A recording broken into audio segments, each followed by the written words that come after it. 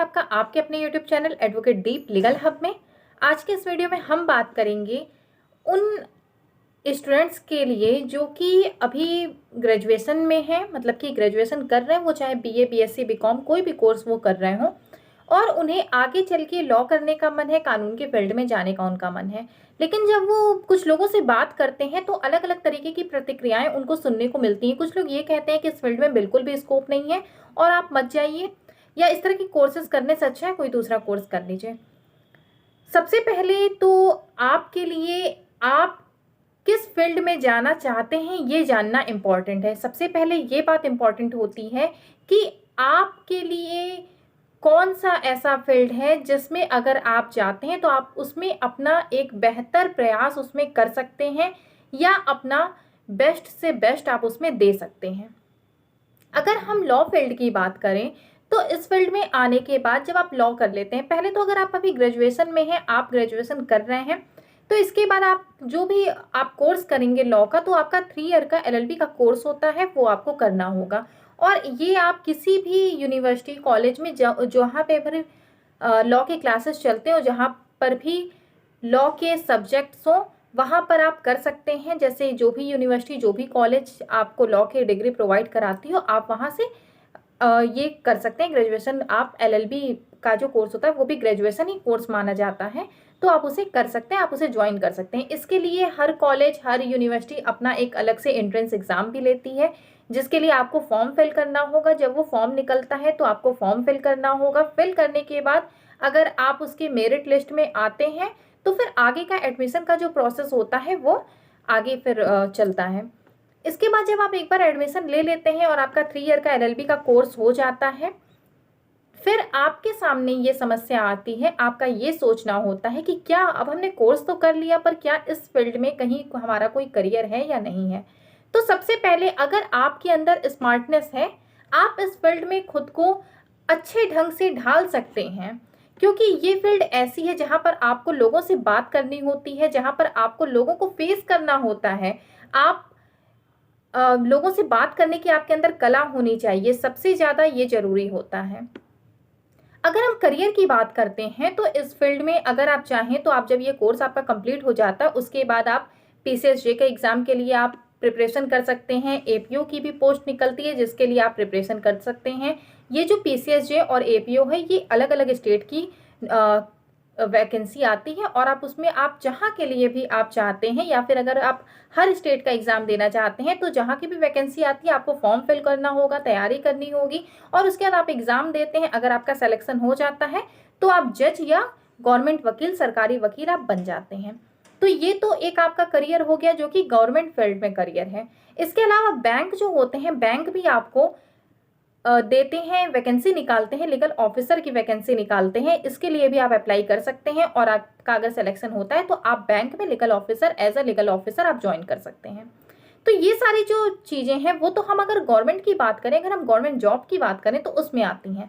इसके अलावा अगर हम अदर में जाते हैं तो हम क्या कर सकते हैं लॉ करने के बाद। तो इसके लिए आपके पास है करियर कि आप district court, high court, supreme court, कहीं भी आप प्रैक्टिस कर सकते हैं।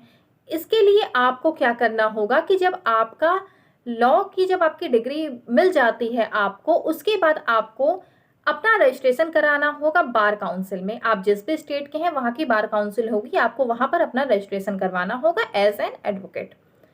जब आप रजिस्ट्रेशन वहाँ पर करवा लेते हैं तो आपको वहाँ से एक आईडी मिल जाती है। वो जो आईडी होती है वो होती है आपकी टेम्पररी मेंबरशिप होती है आपकी बार काउंसिल की, जो कि एडवोकेट की होती है।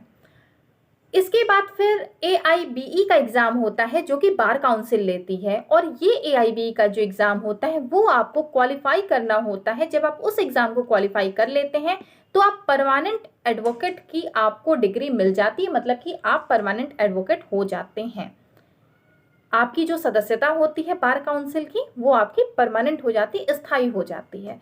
तो आपको ये जो एग्ज़ाम होता है ये पास करना होता है अगर आपको प्रैक्टिस करनी है। तो आप जब बार काउंसिल में आपने जब अपना रजिस्ट्रेशन करवा लिया है, इसके बाद फिर अगर आप डिस्ट्रिक्ट कोर्ट में प्रैक्टिस करना चाहते हैं तो आप अपने ज़िले के डिस्ट्रिक्ट कोर्ट में या कहीं के भी डिस्ट्रिक्ट कोर्ट में, जहाँ भी आप चाहते हैं प्रैक्टिस करना, वहाँ पर आप जाकर के उस ज़िले के जो कोर्ट है उसका, उसमें भी एक बार काउंसिल होती है, उसमें जाकर के आप रजिस्ट्रेशन फिर से करवा लेते हैं, जो कि आपकी जहां आपको प्रैक्टिस करनी है उस जगह का आपका रजिस्ट्रेशन हो जाता है। इसके बाद स्टार्टिंग में आपको क्या चाहिए होते हैं, आपको एक सीनियर एडवोकेट चाहिए होते हैं जिनके अंडर में आप इंटर्नशिप कर सकते हैं। ये जो इंटर्नशिप है वो आप अपना जब आप कोर्स कर रहे हैं उस दौरान भी आप कर सकते हैं। जैसे कि आपका 3 ईयर का कोर्स है तो उसमें आपका 6 सेमेस्टर्स के एग्जाम होंगे, तो आप अगर चाहें तो जब आपका 4th सेमेस्टर हो जाता है या 5th सेमेस्टर आपका हो जाता है, इसके बाद जब भी आपके पास गैप होता है या स्टार्टिंग में भी जब आपने कोर्स ज्वाइन कर लिया है, इसके बाद जब भी आपके पास टाइम मिलता है, जैसे आपकी 1 मंथ की आपकी वैकेशंस हैं, आपकी छुट्टियां चल रही हैं, आप उस बीच में आप चाहें तो 1 मंथ के लिए आप किसी भी सीनियर एडवोकेट के अंडर में आप इंटर्नशिप कर सकते हैं। जिससे क्या होगा कि आपको प्रैक्टिकल नॉलेज मिल जाएगी। वो जब आप 1 महीने उनके साथ देंगे तो आपको सारी की सारी प्रैक्टिकल नॉलेज वहाँ पर मिल जाएगी कि कैसे कैसे ड्राफ्टिंग कैसे होंगी, प्लीडिंग कैसे होगी, कैसे केस का क्या प्रोसेस है। क्योंकि हम जो पढ़े होते हैं, हमने जो थ्योरी में पढ़ा है, जब हम प्रैक्टिकल लाइन में आते हैं, जब हम कोर्ट के अंदर जब अपने कदम रखते हैं तो वहाँ पर चीज़ें बहुत अलग हो जाती हैं। आपका जो पढ़ा हुआ है, बहुत सारी ऐसी चीज़ें होती हैं, बहुत सारे ऐसे सब्जेक्ट होते हैं जो कि वहाँ पर कोई भी मतलब नहीं रखते हैं। मतलब क्या रखता है, मतलब आपका वहां पर रखता है कि आपके पास कितनी प्रैक्टिकल नॉलेज है। तो इसलिए जब आप इंटर्नशिप कर लेते हैं तो धीरे धीरे करके आपके पास प्रैक्टिकल नॉलेज हो जाती है इसकी। या अगर आपने इंटर्नशिप नहीं की, जैसे कि ये 3 साल का आपका कोर्स था, आपका कोर्स कंप्लीट हो गया लेकिन आपने बीच में इंटर्नशिप नहीं की है, तो इसके बाद फिर आपको क्या करना है कि जब आपका रजिस्ट्रेशन वगैरह सब हो जाता है तो इसके बाद फिर आप किसी सीनियर एडवोकेट के अंडर में कुछ समय तक आप वर्क कर लीजिए। तो वो आपको सारी चीज़ें सिखा देंगे कि कैसे कैसे आपको क्या चीज़ें करनी हैं, किस तरीके से आपको वर्क करना है कोर्ट के अंदर, किस तरीके से आपको केस लेने हैं, कैसे आपको केस को हैंडल करना है। तो ये सारी चीज़ें आप वहाँ पर उनसे सीख जाएंगे। कुछ समय बाद आप चाहिए तो आप अपना सेपरेट प्रैक्टिस आप कर सकते हैं, या फिर अगर आप चाहते हैं उन्हीं के सीनियर के साथ ही अपना प्रैक्टिस को कंटिन्यू करना तो आप उन्हें उसे कंटिन्यू कर सकते हैं। तो ये होती है प्रैक्टिस का जो लाइन है कि अगर आप प्रैक्टिस के लाइन में जाना चाहते हैं तो आप किस तरीके से जाएंगे। इसी तरीके से हाई कोर्ट और सुप्रीम कोर्ट का भी प्रोसेस है, तो आप कहीं भी रजिस्ट्रेशन करवा करके आप प्रैक्टिस कर सकते हैं।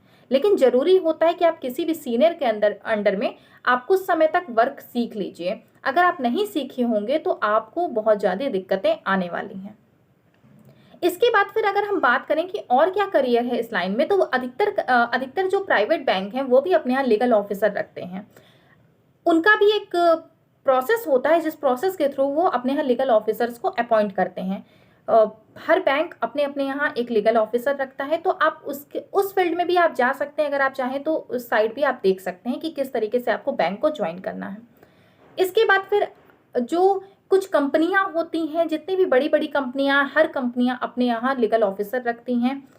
जितने भी अगर हम बात करते हैं कि अगर आप नॉर्मली अगर आप समझिए तो आप ये जानिए कि अगर कोई भी चीज़ है, जैसे कोई भी बिजनेस भी है और वो बिजनेस बहुत लंबा चल रहा है, मतलब बहुत अच्छा खासा उसकी अर्निंग है, बहुत बड़ा बिजनेस है, तो हर व्यक्ति को, हर फर्म को, हर बिजनेस को कभी ना कभी उसके सामने अधिकतर करके ऐसी स्थिति आती है कि उसे कुछ केसेस का सामना करना पड़ता है। तो अधिकतर जितने भी बड़े बड़े बिजनेस हैं, बिजनेसमैन हैं, वो अपने अपने यहाँ एक अपने पर्सनल लीगल एडवाइज़र जरूर रखते हैं। तो आप इस तरह की चीज़ों में भी आप ध्यान दे सकते हैं। और जितने भी मेट्रोपॉलिटन सिटीज़ हैं वहाँ पर आपके लिए ज़्यादा स्कोप हो जाता है इस फील्ड में।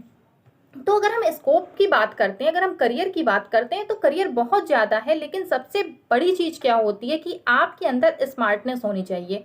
आपके अंदर ये होना चाहिए कि हाँ, हम ये काम कर पाएंगे। अगर आपको 4 लोगों से बात करना है तो आपको वो बात करने आना चाहिए।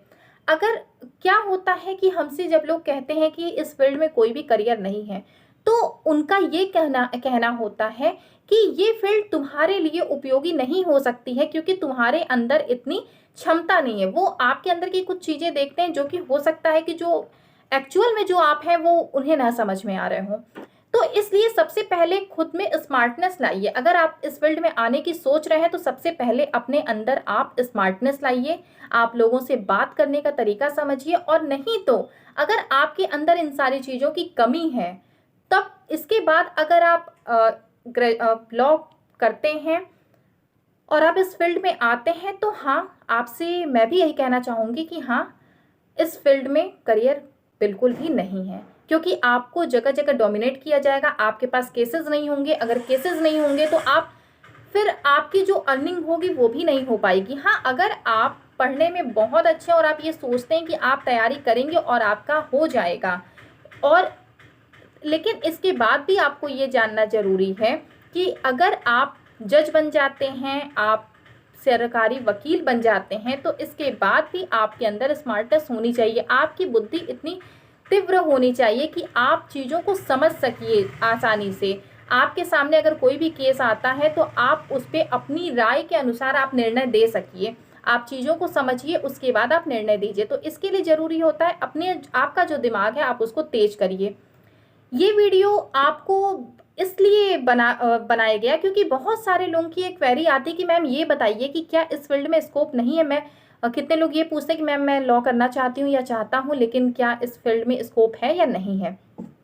इस वीडियो के माध्यम से आपको सारी चीज़ें क्लियर कर दी गई। और एक बात और कि अगर कई बार ऐसा होता है कि आप ये पूछते हैं कि क्या डिस्टेंस लर्निंग से कहीं से लॉ की डिग्री ली जा सकती है, जैसे कई सारे ऐसे ये हम राजर्षि टंडन की बात कर लें, इग्नू की बात करें, तो इस तरह की बहुत सारी संस्थाएं हैं जो कि ओपन यूनिवर्सिटी जिसको कहा जाता है।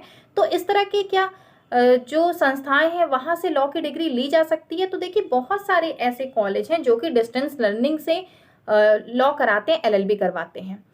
आप एलएलबी कर भी लेते हैं, लेकिन आप जब बार काउंसिल में रजिस्ट्रेशन के लिए जाते हैं तो डिस्टेंस लर्निंग से जो आपने एलएलबी किया हुआ है तो वहाँ पर आपको बार काउंसिल वेरीफाई नहीं करती है, वहाँ पर आपको सदस्यता नहीं मिलती, बार काउंसिल की आपको मेंबरशिप नहीं मिलती। तो अगर आप प्रैक्टिस करना चाहते हैं और आप इसलिए एलएलबी कर रहे हैं और आप एलएलबी डिस्टेंस लर्निंग से करने जा रहे हैं, तो ऐसी गलती कभी मत करिएगा।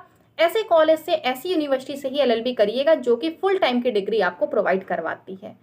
तो ये आज के वीडियो में आपको पूरी डिटेल बताई गई है कि क्या एलएलबी के बाद करियर है या नहीं है, अगर करियर है तो किस किस फील्ड में है, और साथ ही क्या आप डिस्टेंस लर्निंग से एलएलबी कर सकते हैं या नहीं कर सकते हैं।